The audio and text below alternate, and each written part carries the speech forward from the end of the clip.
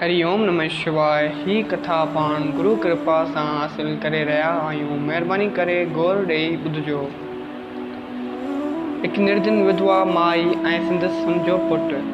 जीअं तव्हांखे ख़बर आहे, हर छंछरु ऐं आचर जे ॾींहुं तव्हांखे कथा ॿिनि भाॻनि में मिलंदी आहे। हीअ कथा बि ॿिनि भाॻनि में तक़सीम थियल आहे। पहिरियों भाॻ हीअ आहे, ॿियो भाॻ पोइ अपलोड थींदो। हिकु निर्धन विधवा माई ऐं संदसि पुटु। कंहिं शहर में हिकिड़ी निर्धन विधवा माई रहंदी हुई, जंहिंखे हिकिड़ो ई पुटु हुओ। उहा माई हमेशह सत्संग में वेंदी हुई, कुझु शेवा टल बि संतनि जी कंदी हुई। माण्हुनि जे घरनि में जंड ते अटो पई पंहिंजे पुट जो पेट पालींदी हुई। मुश्किल सां माउ ऐं पुट जो गुज़ारो थींदो हुओ। ॿियो को बि संभाल करण वारो कोन हुओ। घणो वक़्तु संतनि जी शेवा कयाई, तंहिंजे करे संतनि ईश्वर जी सची भक्ति बि उन खे ॾेई छॾी हुई। उन भक्ति जी शक्ति जे करे माई दुनिया जा दुख सुख खे एतिरी अहमियत न ॾींदी हुई। हिकिड़े ॾींहुं संदसि पुटु जंगल में काठियूं करणु वियो हुओ। ओचितो उन देश जो राजा बि पंहिंजे वज़ीरनि ऐं फ़ौज सां गॾु जंगल में शिकार करणु वियो। राजा सां गॾु हिकु तमामु विद्वान ज्योतिषी बि हो।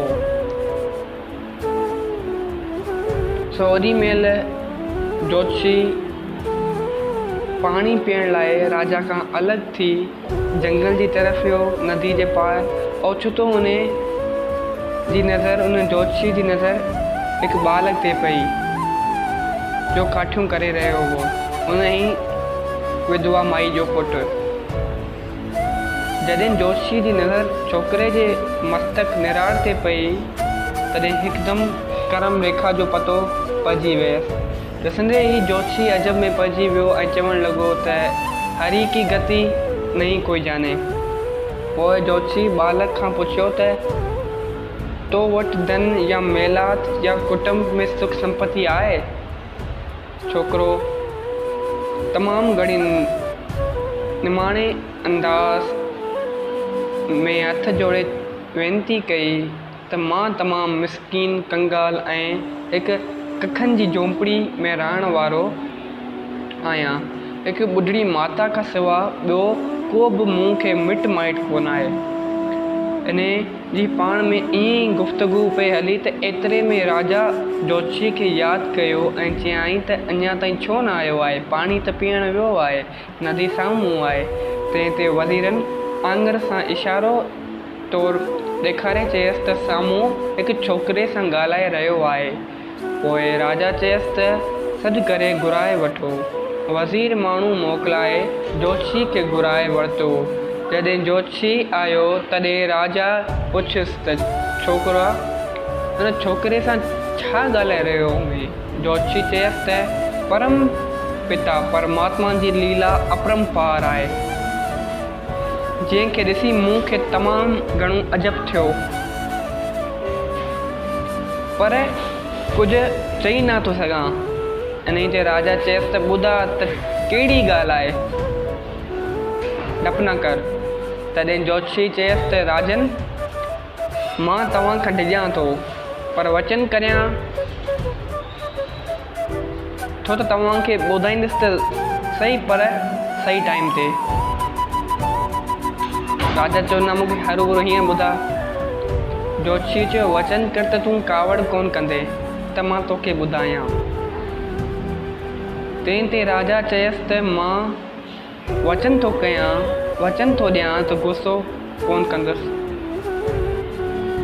तव्हीं बेशक जेका ॻाल्हि हुजे सा खोले ॿुधायो। तॾहिं ज्योतिषी डिॼंदे चयो त ए राजन, मां हिन बालक जी करम रेखा ॾिसी हैरान थी वियो आहियां, छो त ही बालक अॼु खां 3 ॾींहंनि अंदरि तव्हांजी धीअ सुपुत्री सां विवाह करे तव्हांजो नाठी थींदो ऐं राज सिंघासन ते वेंदो, पर आहे तमामु मिसकीन ग़रीब ऐं हिकु ग़रीब माता खां सवाइ ॿियो हिन जो को बि मिट माइट कोन आहे।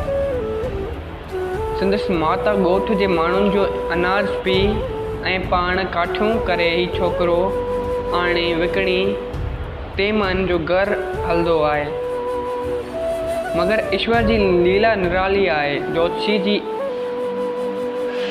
इहा ॻाल्हि ॿुधी, इहे वचन ॿुधी राजा खे तमामु घणो दुख थियो ऐं चवणु लॻो त तॾहिं ब्रह्मा जी खे केरु अक़लमंद चवंदो जो हिकु राजा जी कन्या जो लेख हिकु ग़रीब जे बालक सां लिखी छॾियो आहे। हिन बालक खे मूं हींअर ई क़तल करण जो फ़ैसिलो करे छॾियो आहे। मां हींअर ई क़तल करे थो छॾियां हिन छोकिरे खे, पोइ ॾिसां भला कीअं मुंहिंजो नाठी थो बणिजे।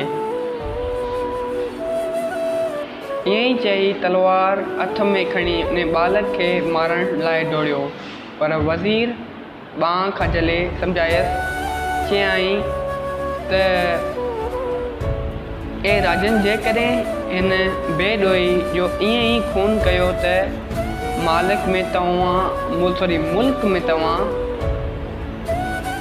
मुल्क में तव्हांजी बुराई थी पवंदी। हाणे ईअं ई करियो जो अॼोको ॾींहुं तव्हां सब्र करियो। मां हिन ते ॾोह साबित करे पाणी ऐलान कराईंदुसि त हिन खे खून जी सज़ा ॾियाराईंदुसि। पाणे ई हिन ते को न को ॾोह हणी पाणे ई हिन ते खून जी सज़ा जो ऐलान कराईंदुसि। तंहिं बाद तव्हां भले हिन खे क़तल करे छॾिजो। अगरि हीअं कंदाऊं, हींअर ई हिन खे मारे छॾींदाऊं त मुल्क में अव्हांजी ॾाढी बदनामी थींदी। अहिड़ी तरह वज़ीर राजा खे सम्झाए ॿुझाए कुझु शांति कयो ऐं तंहिंखां पोइ वज़ीर उन छोकिरे खे पाण वटि घुराए चयो त अड़े छोकिरा, तूं हिन सरकारी जंगल में काठियूं छो कटींदो आहीं ऐं केतिरे वक़्त खां कटींदो आयो आहीं? बालक जवाबु ॾिनसि त 2 सालनि खां वठी कंदो आहियां। तंहिं ते वज़ीर चयसि त ही ख़ासि सरकारी जंगल आहे, तंहिं में हिकु पन छिनण पटण जी बि कंहिंखे इजाज़त कोन आहे। तूं 2 सालनि खां हिन में काठियूं कयूं आहिनि, हिन मां तूं हिते काठियूं कटींदो आहीं जंगल में, तंहिं करे तूं वॾो ॾोहारी आहीं। इन जे करे मां तो ते 25 सोन जे सिकनि जो ॾंडु ॾियां थो, तुंहिंजे मथां ई ॾंडु रखां थो। जेकॾहिं उहो ॾंडु अॼु या सुभाणे जे दरमियान न भरींदे त सुभाणे शाम जो तोखे क़तल कयो वेंदो। जय सिया राम। अगरि हिन कथा जो पहिरियों भाॻ तव्हांखे वणियो आहे त महिरबानी करे ॿियो भाॻ ॿुधिजो, तव्हांखे पूरी कथा सम्झण में अचे। चओ जय सिया राम ऐं ही कथा पंहिंजनि सां शेयर कजो।